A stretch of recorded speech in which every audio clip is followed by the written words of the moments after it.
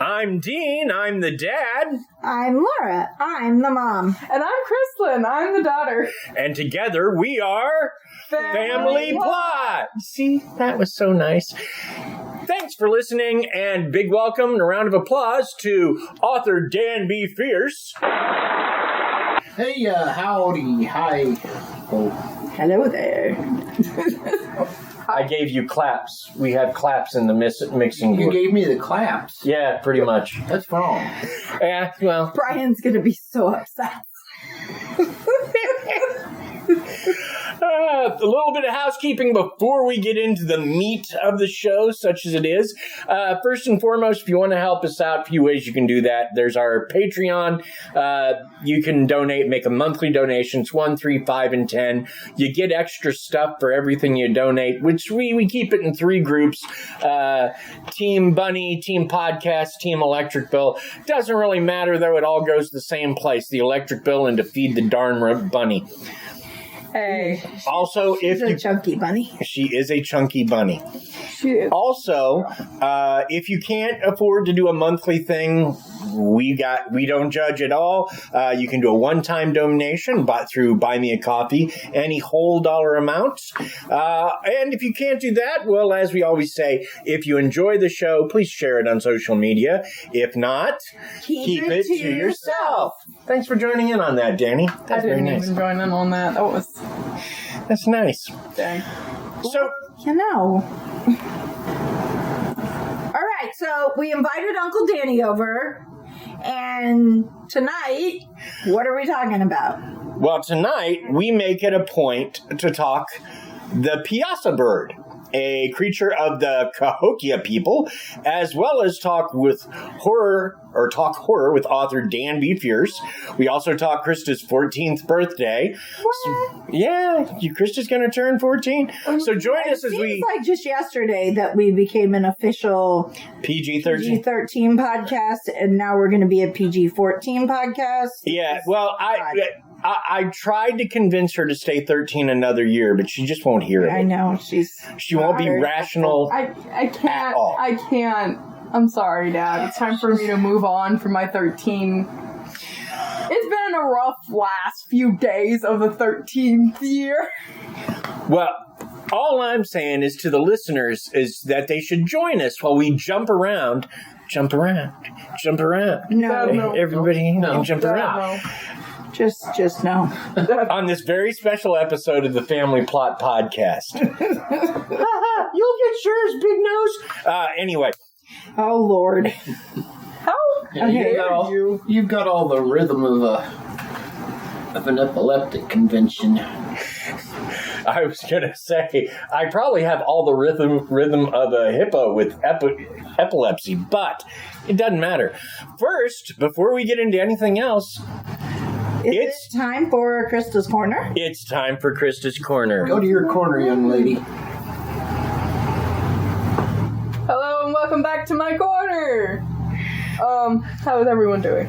Doing all right. Well, your Uncle Danny is here, so I'm managing my expectations, but other than that, I'm great. Manage your expectations faster, because we won't sit here forever. Well, then. So, Krysta, how are you this week? These few days before your wonderful 14th birthday?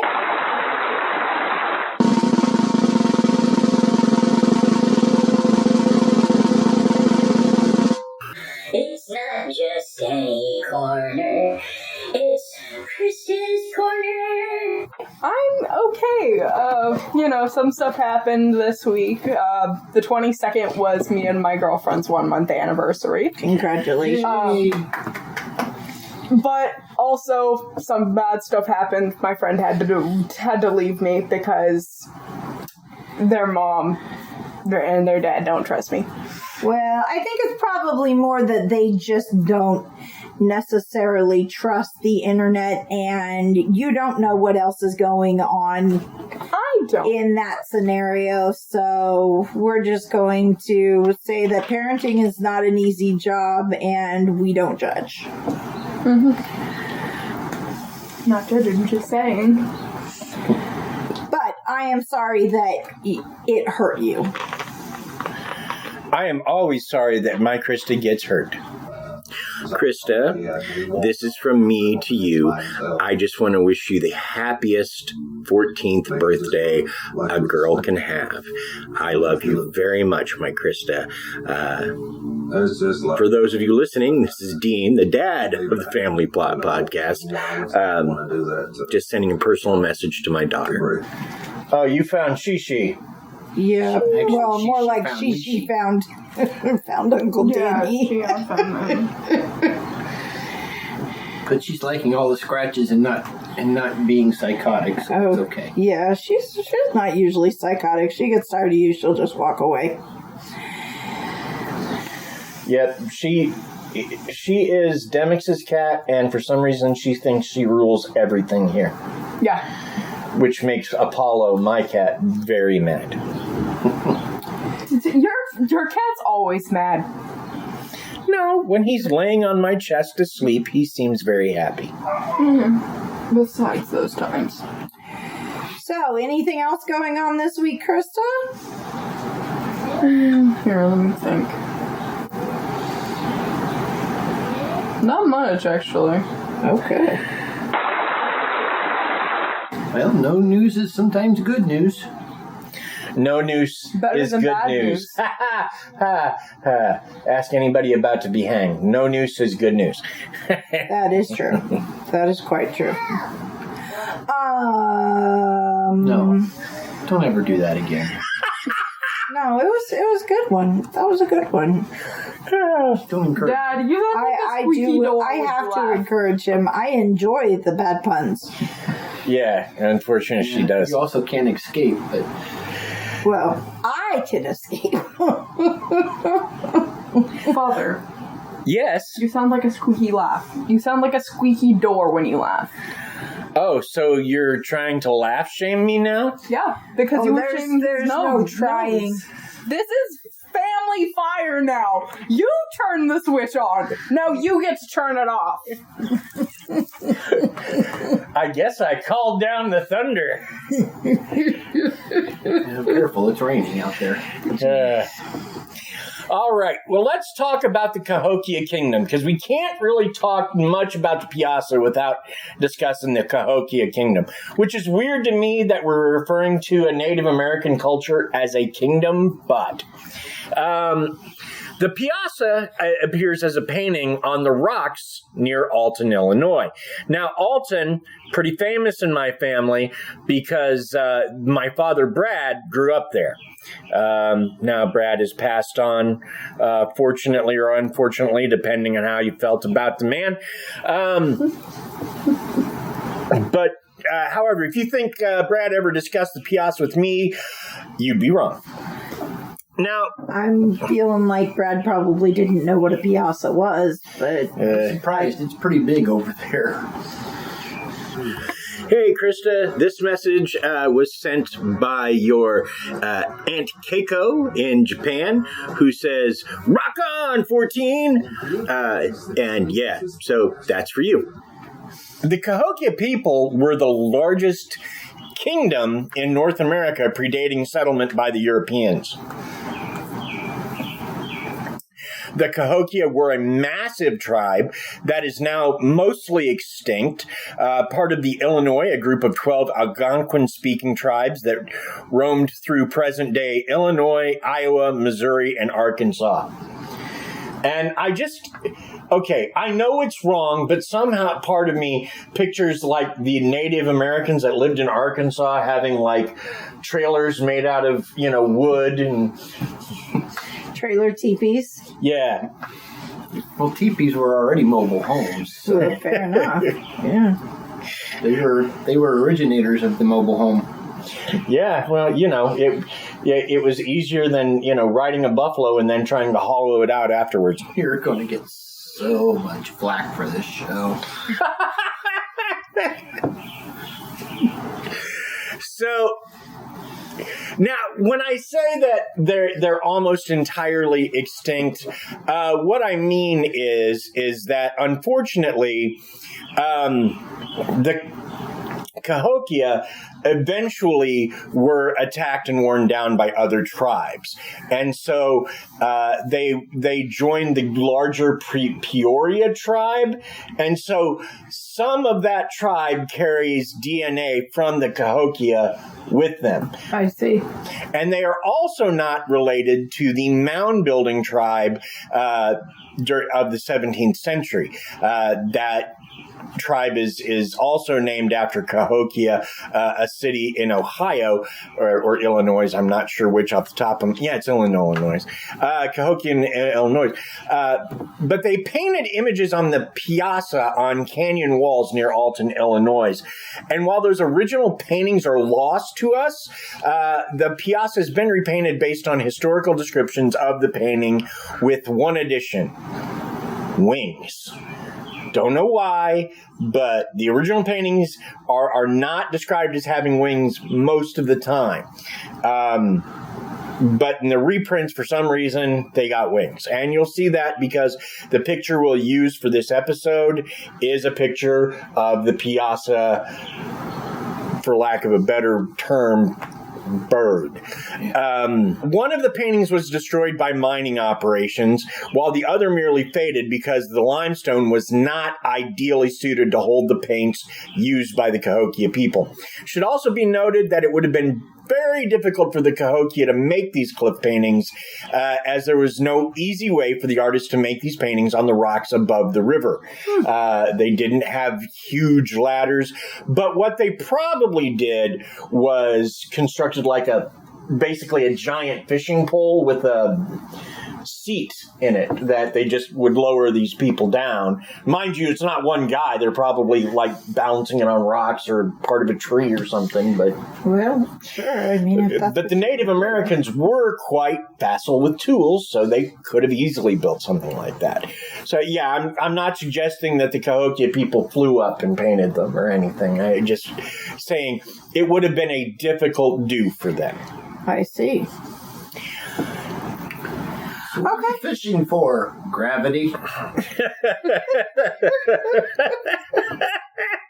That was good. So let's talk about encounters. In 1673, wow, that's a minute ago, Father Jacques Marquette was exploring the Mississippi River and described some creatures he saw painted upon the rocks. The description is as follows. While skirting some rocks, which by their height and length inspired awe, we saw upon one of them 2 painted monsters, which at first made us afraid, and upon which the boldest savages dare not long rest their eyes. They are as large as a calf. They have horns on their head like those of a deer, a horrible look, red eyes, a beard like a tiger's, a face somewhat like a man's, a body covered with scales, and so long a tail that it winds all around the body, passing above the head and going back between the legs, ending in a fish's tail. Green, red, and black are the 3 colors composing the picture. Moreover, These two monsters are so well painted that we cannot believe that any savage is their author. For good painters in France would find it difficult to reach that place conveniently to paint them. Here is approximately the shape of these monsters as we have faithfully copied it. I didn't include the picture there, but yeah, that's where the first attempt at copying them comes from. And I want to point out that savage is in that quote. Of course. We did not call them savages. We would not do that. Furthermore, it's pretty obvious they're not savages just from all they were able to do. I mean, if you look at the accomplishments of the tribe, there's a lot of accomplishments until the Europeans showed up and started killing them for, well, no reason. Of course.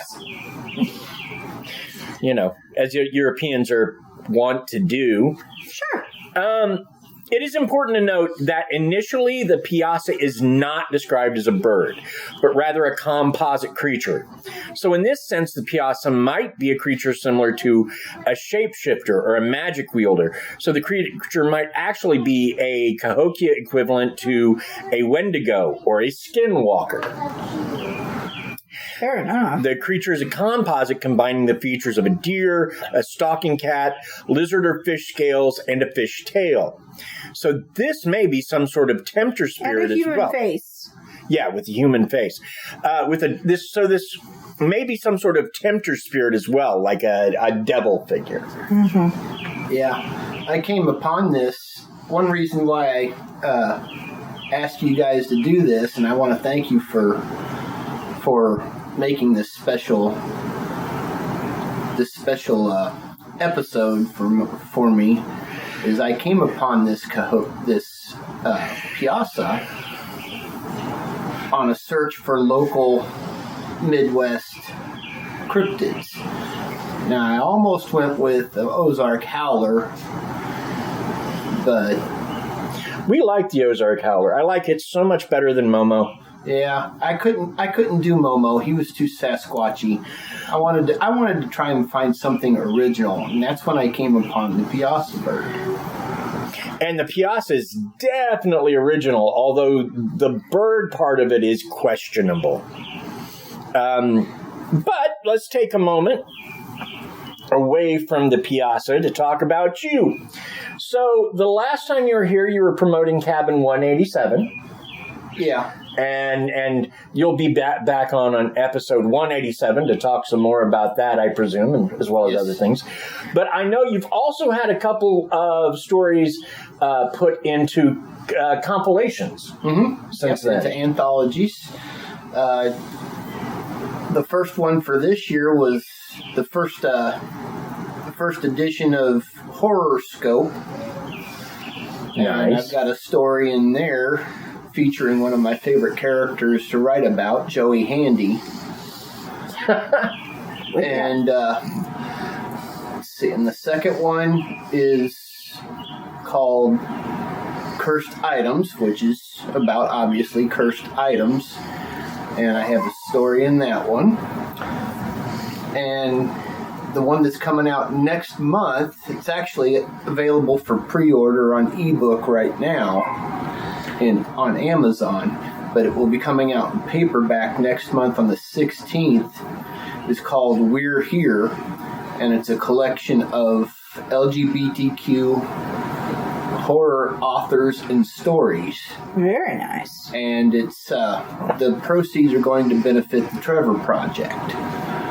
And okay, forgive me, I have no clue what the Trevor Project is. I would like to know. It's LGBTQ. You would ask me that when I'm not prepared. It's okay, take your time. He can edit. Yeah. That's the beauty of podcasting, is I can edit. And I can take stuff down. Here, let me get it up here. Sorry. Remember, this is a PG-13 podcast. I didn't say a word. Hey, Krysta, this next message comes from your grandma, Linda, in Warsaw, Missouri. She just wanted me to let you know that she thinks you're a fabulous young woman and hopes your 14th birthday is everything you can expect. No, he did. I was young. Now I'm sad. I was talking about the browser tab. What's the matter, Krysta? What do you think of the Piasa so far? Sounds interesting. I want to make a persona out of it. You want to make a what? A fursona. A fursona. A fursona? Okay, I'm not sure what that is, so... I'm guessing it has something to do with our furry things. Yes. Yes. Am I correct? Yes, it's like it's like a character. It's like a character build like a cosplay. Yeah, like yes, a cosplay, but like your own feed. Okay. Trevor Project is to benefit LGBTQ young people who need support and to know that they're not alone. They advocate against anti-LGBTQ laws and work with policymakers to pass legislation to protect LGBTQ youth, which is really important right now. Oh, yeah. That is quite true. It connects peers through Trevor Space, their safe social networking site, and they conduct original research to capture the unique experiences of LGBTQ young people. So yeah, that's definitely a good charity. Yeah. No, it's absolutely necessary. And having a couple kids that identify as trans myself, I am happy that you're working for a group that will continue to work to protect them. We took the recent step ourselves of asking Spreaker to not load any travel ads for Missouri, Texas, or Florida. Yeah, I heard you mention that on your last episode. And it just, like I said, I have kids that identify as trans, and those states right now are, in my opinion, some of the worst when it comes to just locking trans down, trying to make them be what they want them to be. And I honestly, I just don't get it. I don't get why we can't all just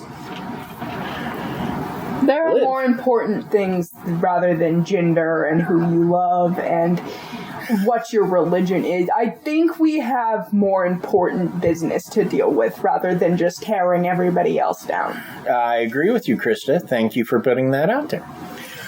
So, not to harp on a political topic, because that's not what I'm here for. I do know you have a con coming up, right? Yes, I do. Actually, it's going to be In Alton, Illinois. in Alton, Illinois, the home of the Cahokia and the home of the Piasa bird. They do have they actually have a very good visitor center there. I recommend that. There's some burial mounds there that are fun to explore.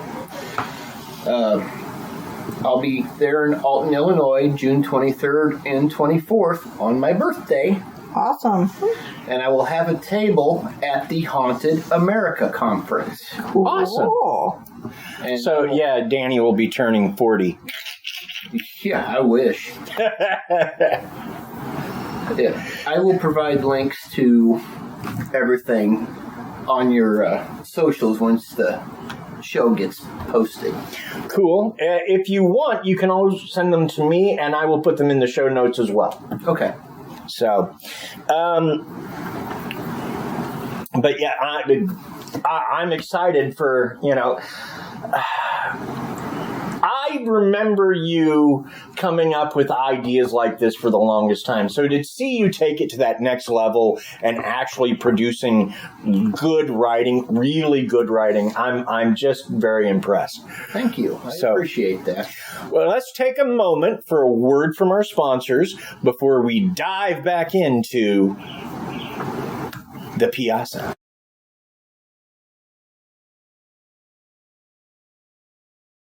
Hey, honey. Yes, dear. I feel sponsored. Yay. Is that what I feel? We hope. Krista, do you feel sponsored? I do feel sponsored. Cool. I feel double sponsored. So, let's go back to our walk through history. The next topic, or the next sighting, I guess, of the Piasa, was reported by the French cartographer Jean-Baptiste Louis Franklin. I'm sure that I pronounced the Franklin wrong because it's very French, obviously. Sounds fresh. He compiled a map titled the Mississippi in about the year 1682. From Louis Joliet's description of his 1673 journey with Father... Jay took a journey in 1673. Oh, wait. Sorry. Wrong Joliet. Yeah. It's not the Blues Brother. Nope. With Father Marquette. A creature similar to the underwater panther is sketched on the map east of the Missouri River and south of the Illinois River. As in Marquette's description, the animal is wingless with no resemblance to a bird. Later, French explorers like Saint Cosme reported that by 1699, the series of images were badly worn due to the habits of the local Indians to discharge their weapons at the images as they passed. Author A.D. Jones, in his book, Illinois and the West, circa 1838, also describes the ravages of weapons, firearms, upon the images, and further refers to the paintings as being named Piasua. Piasua? Sounds about right. Piasua. It's got to be somewhere close to that. Gotcha. Now, the underwater panther is a common creature in certain Native American tribes.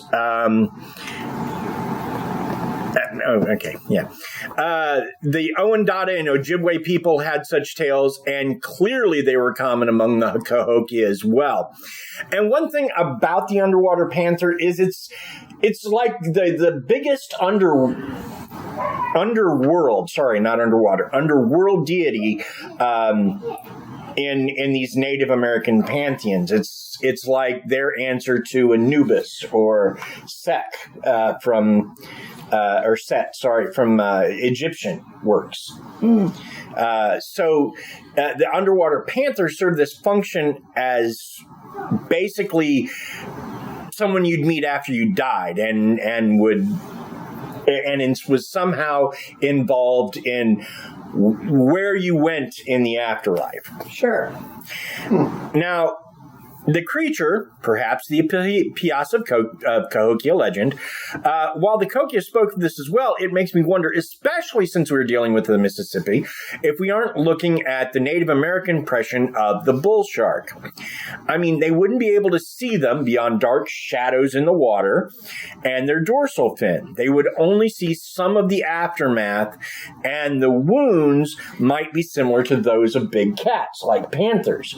And when I say that is, if you're blopping along through the Mississippi River and a bull shark bites you, and a couple of other braves grab you and pull you out of the bull shark's mouth, it's going to leave scrapes, and those scrapes might look like a panther's claws depending on where the teeth have you. Yeah. You know? Fair enough. And while the Native Americans are not children and not to be treated as such, they might get confused when they look at damage that seems to be similar to what a cat would do. Sure. Now, I can't guarantee any of this. It's just, we know bull sharks go up the Mississippi. They've been found near Chicago and it's the only shark we know of that can go in fresh water. Literally, they switch something over, and literally the whole time they're in fresh water, they're peeing. Don't know how it works, but explains the way my water tastes. No, honey, that's where you live. Oh. So it makes me wonder if the underwater panther is a beefed up bull shark. A beefed up bull shark. Which amuses, it doesn't amuse me, but I find it kind of interesting because the native Hawaiians also believed in a shark god, but they were used to sharks and saw them often. So that's a shark god, so, Sure. yeah. So Well, I kind of wonder if maybe it couldn't have been a big catfish, because I've seen some pretty good sized catfish get pulled out of the Mississippi and the Missouri. I believe that too. I would agree with that as well, but I see. Okay, I'm not as familiar with catfish bites and what they look like. That's why my mind went bull shark. Yeah, but and so to my mind, like a catfish doesn't have teeth, but it has like a bony plate. they do have teeth, but they're very small. Okay, well, you know more about them than I do. You're the outdoorsy one. I consider camping to be like a nice hotel room without basic cable, and that's roughing it. Pretty much. So, Danny, why don't you tell us about the Piasa bird? Hey, Krysta, this is just a collection of good people who sent birthday wishes, including April Victorine, Marissa Alton, the good folks at Drunk Theory, Paige, and so many more. Krysta, we all love you. Happy 14th birthday. I can't tell you how excited I am to see you turning into such a lovely young woman. All right, we're going to dig into the Piasa bird now. In 1836, John Russell from Bluffdale, Illinois, a professor of Greek and Latin at Shirtlift College in Upper Alton, wrote an article in a local paper called Curse of the Piasa. Now, it's important to note that this is the first time that the creature was called a bird.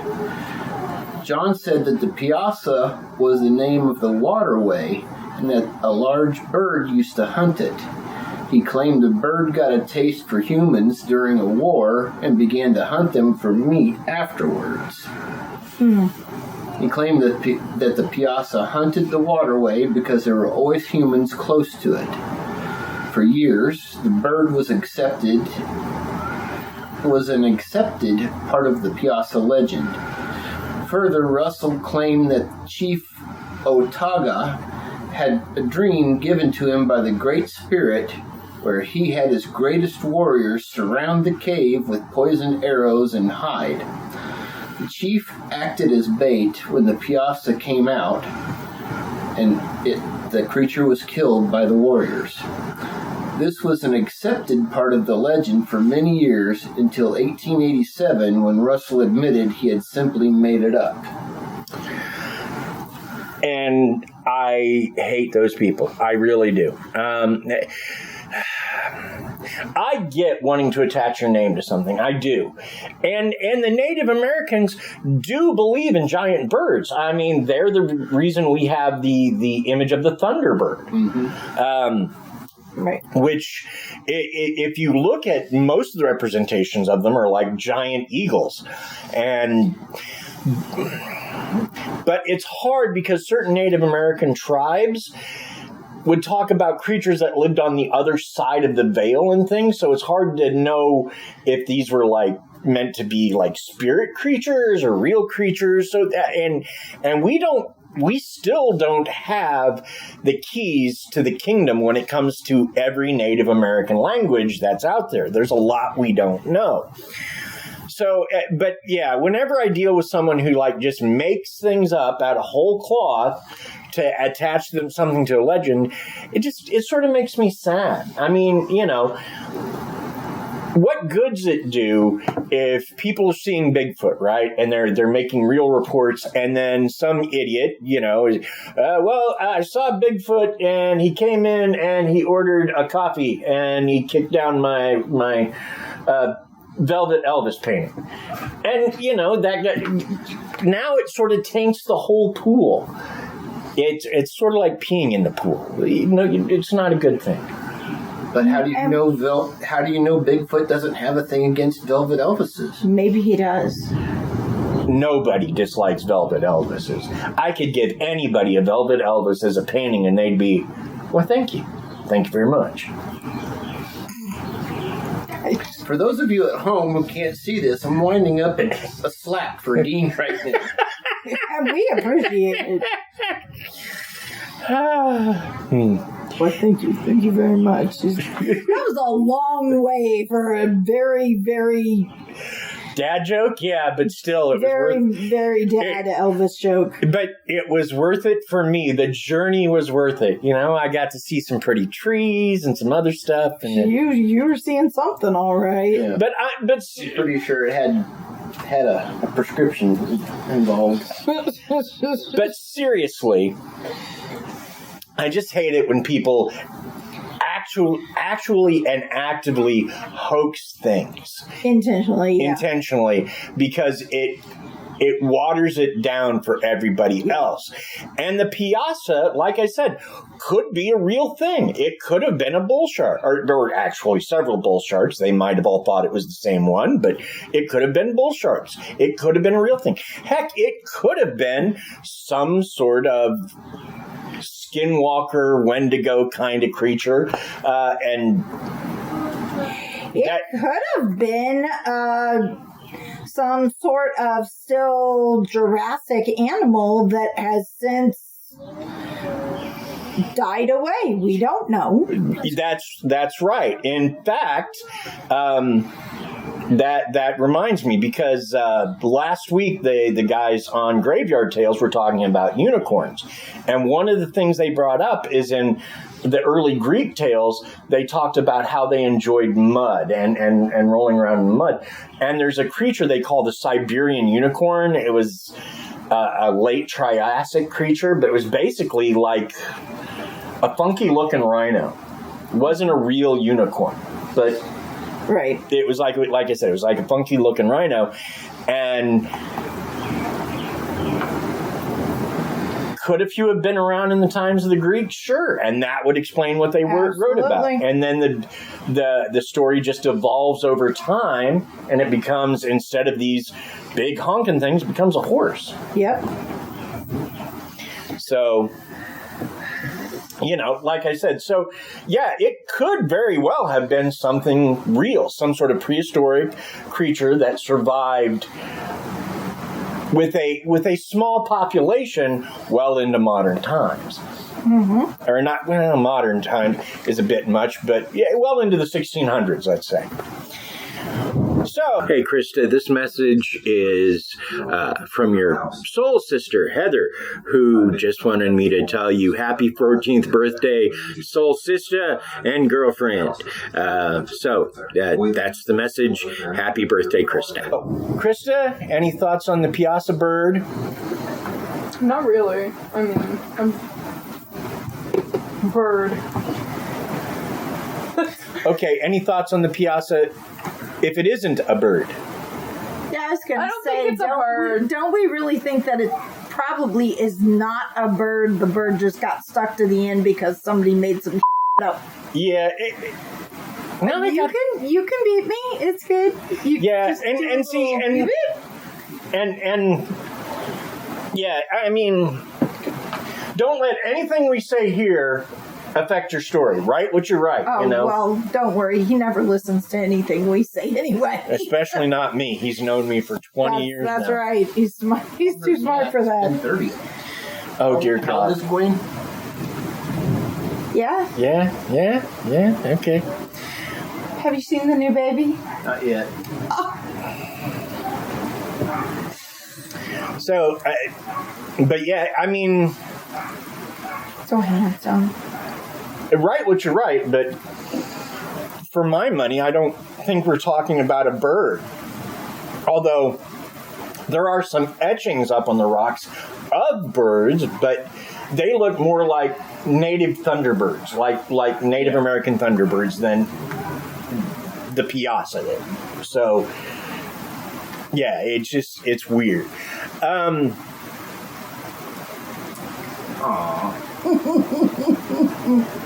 Boy or girl? He's another boy. He's cute. Kieran Riss. Gwen, I'm sorry if I pronounced that wrong. Yeah, I wasn't sure how to pronounce it either when I saw it. Good Irish name, though. I love it. And me too. So, Danny, Any final thoughts, my friend? or anything I found that you didn't expect me to? No, I learned just as much from being here as I did from what little research that I did for my story. I liked it. I like the Piasa with the wings, mostly because it's kind of like a North American version of a dragon. The only thing it doesn't do is breathe fire, obviously. But in the story that I'm working on, I was hoping to have it published by next month, but I don't think it's going to happen because I'm still editing. But it was going to be called The Curse of the Piasa, and it was going to star the Piasa bird. And you're still going to go with the bird? Yep. I'm basically using John Russell's legend because that's the one I came across. Right. When I first started doing it. So. Right. Well, you're not the only one. Most of the people up there that do tour guides, that do guided tours in the area, talk about the bird based on John Russell's stuff, even though he, admitted years later that he just made up the legend. So, yeah, not the first. And you deal in a world of fiction, so it could be a dragon if that, who's going to tell you can't do that? Not me. The image is very iconic up there in that area now, so they've even got schools with mascots of the Piasa, and it's literally everywhere in Alton. You can't go anywhere without seeing it. Yeah, which makes me wonder why my dad never told me about it. But yeah, Brad had other things on his mind. Mostly punching me and, making me cry. But, whatever. Fear. Well, it is a fun hobby. Well, that is this show. Thanks for listening. Hope you enjoyed it. Remember, Dan will rejoin us for episode 187, right? Yes. And that's March 4th, 2024, or March 5th, 2024. You got a few weeks, so you're good. Good. Just a little bit of time. Yeah. Yeah, I'll need it. Also, thanks to Bill Barrett. Yeah, I know. We need recuperation time sometimes. No, it's not so much that. I've got to have something ready for you guys. Also, thanks to Bill Barrett, who does our theme music. You know Bill. Yeah. If you need music from for a project of some kind, or someone to play a wedding or a reception or anything like that, Bill's your guy. You can reach him at Bill Barrett, and that last name is spelled BEHRENDT at sbcglobal.net. Also, thanks to Paige Elmore of Reverie True Crime, who, along with our Krysta, does our logo art. Thank you, Paige. Thank you, Paige. Thanks to Aaron Gnerk of the Big Dumb Fun Show, who continues to promote us locally. Yes, you know Aaron, too. And join us next week as we look into ghosts in the White House. Woohoo! Bye!